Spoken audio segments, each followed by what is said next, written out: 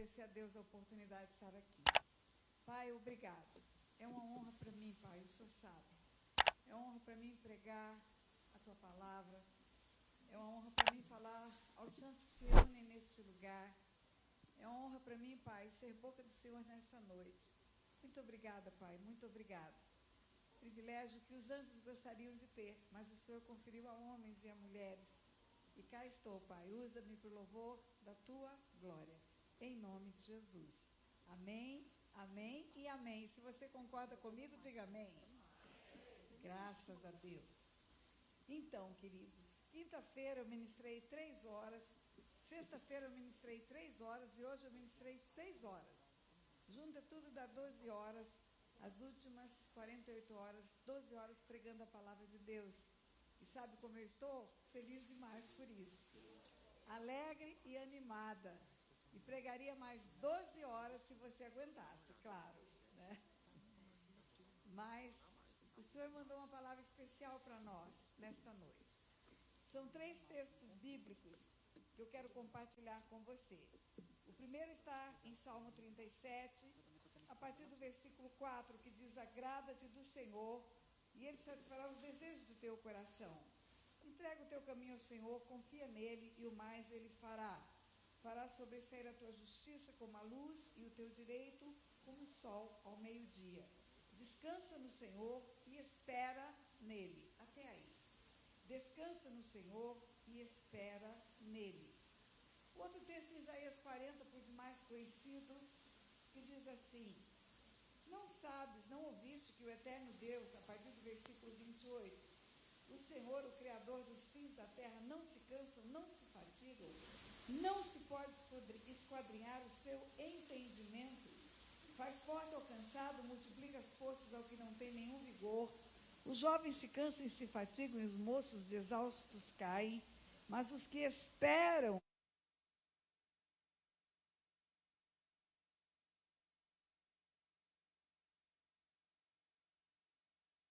e não se cansam.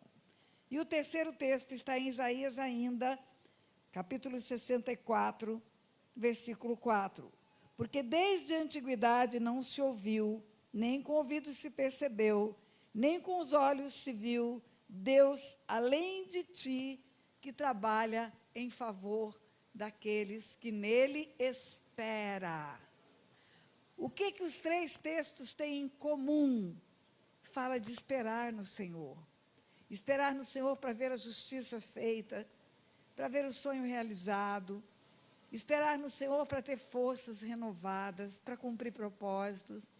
Esperar no Senhor para ver o resultado daquilo que esperamos e que desejamos, porque tem um Deus que trabalha para nós. E essa é uma grande verdade, queridos. Nenhum outro Deus trabalha em favor daqueles que nele esperam. Agora, veja bem, a palavra esperar significa um tempo, não há um imediatismo. As coisas podem não acontecer já e agora. Talvez haja necessidade de um tempo de fé, de um tempo de esperança. Esperança é o que você ainda não tem.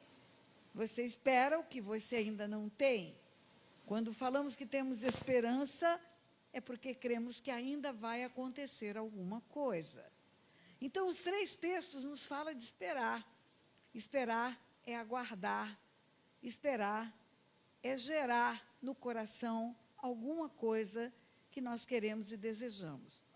E é uma arte esperar. É uma arte. Eu sei que, como jovens, e aqui tem muitos jovens, às vezes há uma ansiedade.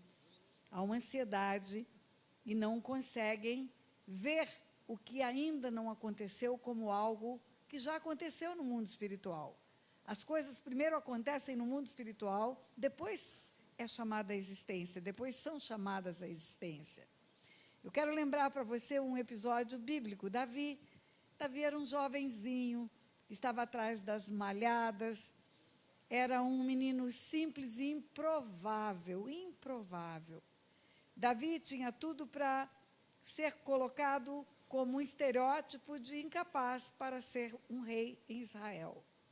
Davi estava numa casa muito simples, numa cidade muito simples, estava escondido no campo, mas Deus escolheu que ele fosse ungido, fosse preparado e escolhido para ser rei em Israel. Deus chama um profeta, o profeta é Samuel, e diz: enche um chifre de azeite e vai na casa de Jessé, porque lá eu escolhi um rei. Jessé tinha vários filhos. Quando o profeta chega na casa de Jessé, o profeta vê entrar o filho mais velho de Jessé, bonito, alto, forte, primogênito, e quase que o profeta coloca o azeite na cabeça errada, porque profeta também é homem, profeta se engana. Mas, entretanto, contudo, todavia, como era um profeta de verdade, ouvia Deus diretamente, Deus fala para ele: não é esse, não é esse. E você conhece a história, entraram todos os filhos de Jessé, até que não tem mais nenhum para ser o escolhido. Mas Deus disse para o profeta que havia escolhido um rei naquela casa. Não eram nenhum dos que estavam na sala, mas certamente estava em outro lugar. E é o profeta que pergunta para o velho Jessé: acabaram-se os teus filhos? E o profeta pergunta porque tinha certeza que havia um rei em algum lugar daquela casa. Havia um filho de Jessé, porque Deus falou que dentre os filhos de Jessé escolheu um rei. E aí Jessé responde: não, tem mais um. Tem um, está lá atrás das malhadas. Um que não tinha nenhuma honra. Porque quando um profeta do naipe de Samuel chegava numa casa, era um banquete, era uma festa, era uma honra. Toda a família se reunia para celebrar a chegada do grande profeta. Por que nessa família um jovem foi esquecido? Foi largado para trás? Porque certamente não tinha honra, certamente tinha uma posição de menosprezo naquela casa. Mas ele era o escolhido. E aí, quando o profeta pergunta: acabaram-se os teus filhos? Jessé fala: não, tem mais um, tem umzinho, está atrás das malhadas. Manda vir o menino. O banquete estava pronto, a mesa estava posta, tudo estava arrumado. Não sentaremos à mesa sem que ele venha. O profeta que diz isso. Não é o pai do menino que fala: não vamos almoçar antes que chegue o meu filho. Não é o pai do menino que fala: vamos aguardar esse que está retardatário porque está trabalhando no campo. Não. O pai não estava preocupado em que o menino estivesse naquela festa de honra ao profeta. Quem estava preocupado era o profeta, porque Deus queria honrar aquele menino. E aí é o profeta que fala: não sentaremos à mesa sem que ele venha. Imagine o constrangimento. Ninguém se senta, significa todo mundo em pé. A comida está na mesa, mas vai esfriar, porque ninguém vai assentar-se sem a chegada daquele que foi o escolhido por Deus. Não sei quanto tempo demorou, não sei que distância estava aquele menino, mas eu sei que o menino chegou. E quando o menino chegou, Deus falou para o profeta: esse é ele. O azeite foi derramado naquele dia, naquela casa, naquela festa. Mas aquilo não significou uma cerimônia real. Não significou uma unção diante do povo de Israel. Significou uma unção espiritual, onde Deus derrama sobre Davi uma unção de governo. Derrama sobre Davi uma unção que só ele e Davi e o profeta sabiam qual era a unção. Davi volta para trás das malhadas. Davi volta para o mesmo lugar da improbabilidade, do descaso. Ele volta para aquele lugar, continua trabalhando, e fica ali por muito tempo, e vai ficando, mas ele foi escolhido rei, ele sabe disso, Deus falou para ele que ele foi escolhido rei, o Espírito Santo que veio sobre ele na hora da unção, testificou no coração dele, mas ele estava no mesmo lugar de antes, cuidando de ovelhas no campo, escondido de todo mundo. Mas Deus dá um jeito de aparecer aquele menino. Deus trabalha em favor daqueles que nele esperam. O que Deus faz? Deus faz uma guerra. Deus faz uma batalha. E nessa batalha tem um gigante chamado Golias. E esse menino Davi, que estava atrás das malhadas, também é menino de recado. Os irmãos estão na guerra, o menino não está, mas o menino vai até o campo de batalha para levar queijos para os comandantes para poder entrar, levar castanha para os irmãos e levar notícia dos irmãos para o pai. É um menino de recado. Vai lá, traz notícia dos seus irmãos que estão na guerra. Davi era só um menino. Sabe por que eu sei? Porque foi uma guerra que envergonhou Israel. Foi uma guerra em que o inimigo, que eram os filisteus, estava vencendo. E todos os homens com idade de guerra foram convocados. Davi não tinha idade de guerra. Dos filhos de Jessé, apenas os 3 mais velhos tinham idade para serem soldados de guerra. Os outros não tinham. E Davi, dos filhos todos, era o caçula. E por conta mais que você faça, não dá para passar de 14 anos. Ele devia ter 14, 15 anos apenas. Vai, leva notícias, traz notícias, volta para trás das malhadas.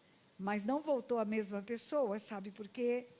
Porque quando ele chega lá no arraial de guerra, ele vê uma afronta do gigante Golias para o exército de Deus. E aquele gigante que estava afrontando 40 dias e 40 noites o exército de Deus vivo, deixa Davi indignado. Quem é esse incircunciso filisteu que ousa afrontar o exército de Deus vivo? Davi sente uma indignação santa, eu falo que é uma santa indignação. E eu creio que do alto céu Deus olhou para o menino e falou: eu escolhi bem escolhido mesmo. É esse que vai reinar sobre Israel. E Davi usa aquele menino com uma funda para derrubar o gigante. Pronto. Ele não é mais um ilustre desconhecido. Deus deu um jeito de mostrar Davi para todo Israel. Deus deu um jeito de fazer aquele ilustre desconhecido se tornar conhecido de toda a nação, se tornar um herói. Ah, não é Homem-Aranha, não é Batman, não é Robin, que agora tem honras em Israel. É Davi, é aquele que derruba gigantes, é aquele que acaba com a guerra com uma pedrada. E aquele menino torna-se famoso. E ganha guerras, e ganha batalhas, e vai ser o escudeiro do rei. Mas o rei Saul estava endemoniado. E ele tinha uma inveja daquele menino. Era um rapazinho já agora, e aquele rapaz vence batalhas, e a inveja é um sentimento faccioso, a inveja é um sentimento demoníaco. No livro de Tiago está escrito que nem toda sabedoria vem do alto, tem uma sabedoria que é humana, carnal e demoníaca, e um dos frutos da sabedoria demoníaca é a inveja. E Saul, com inveja, quer matar Davi. Davi era tudo de bom para Saul. Davi fazia Saul vencer as batalhas, mas Saul não conseguia ver isto. Ele não conseguia ver a benesse de Deus entregando para ele um escudeiro de valentia, de honra, de excelência. Ele tem medo daquele moço tomar o lugar dele. E pela inveja, ele quer destruir Davi. E Davi tem que fugir, porque se não foge, morre. A submissão à autoridade, ela está limitada no abuso da autoridade. A submissão à autoridade está limitada no ponto em que a vida não é colocada em risco. Se a vida for colocada em risco, foge, não fica, porque senão vai morrer. Assim como Davi fugiu de Saul, Herodes queria matar o menino Jesus, e José teve que fugir com Maria e o menino Jesus para o Egito, para que ele não morresse. Não se precisa, não se pode, não se é obrigado a ficar debaixo de uma autoridade abusiva. E Davi foge, e Davi vai parar na caverna de Adulão.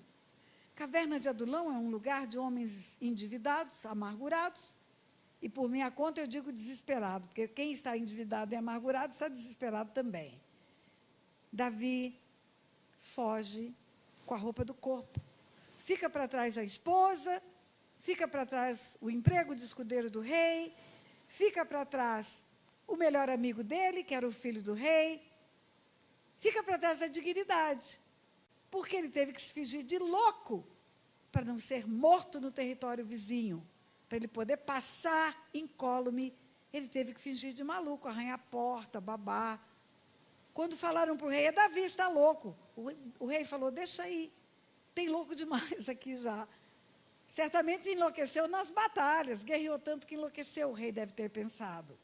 E Davi foge e chega na caverna de Adulão. Um lugar terrível. um lugar de fuga, um lugar de miséria, um lugar de necessidade. Mas espera aí. Um dia um profeta não entrou na casa de Jessé com um chifre cheio de azeite e não derramou azeite na cabeça dele?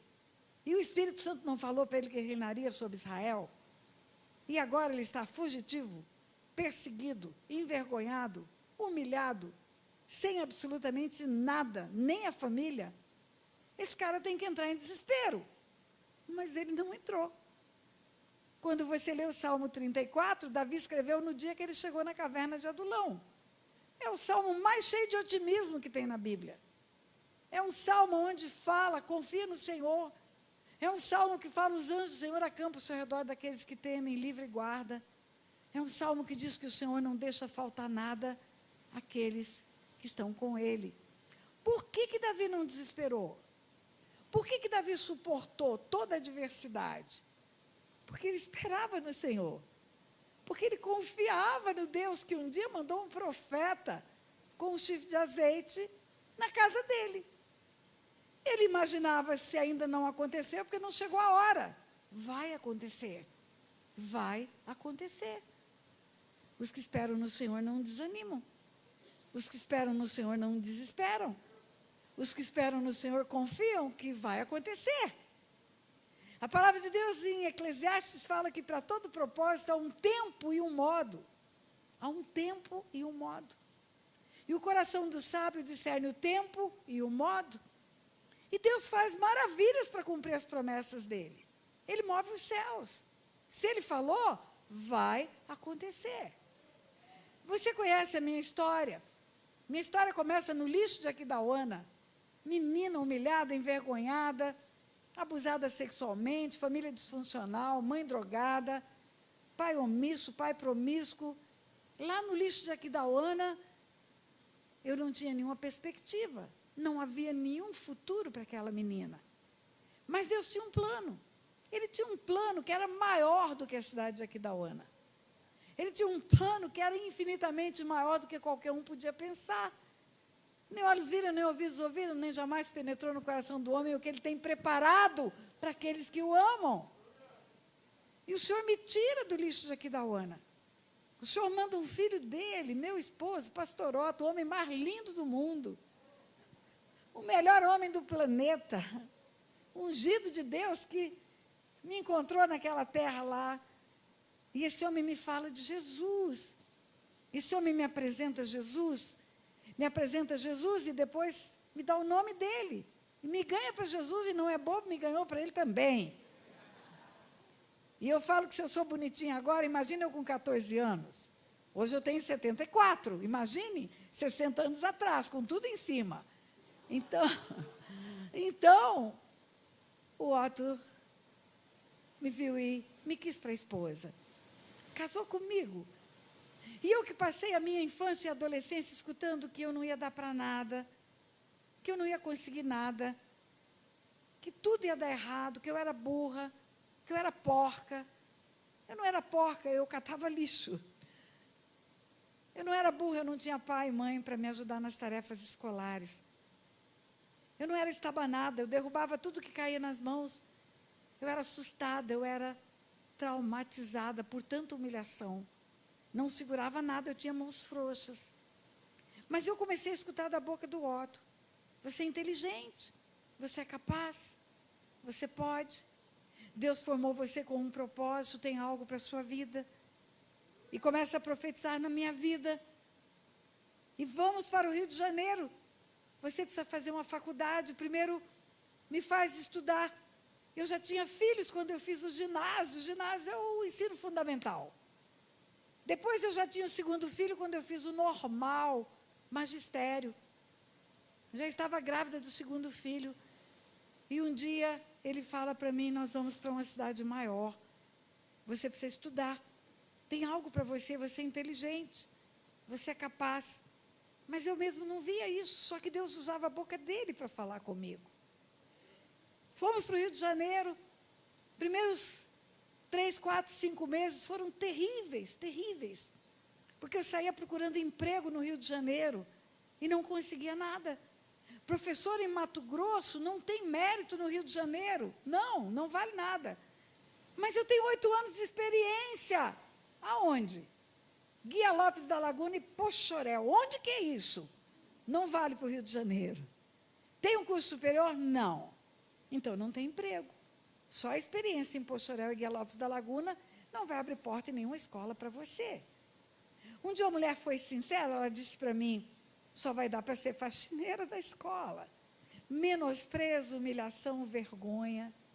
Queridos, vocês não têm ideia quantas vezes eu rodei o centro do Rio de Janeiro, com jornais do Brasil e Globo, eram os principais jornais da época, comprados no final de semana, sábado e domingo, marcados os classificados de emprego, procurando trabalho no centro do Rio de Janeiro, tudo que é emprego que podia aparecer, lá ia eu atrás.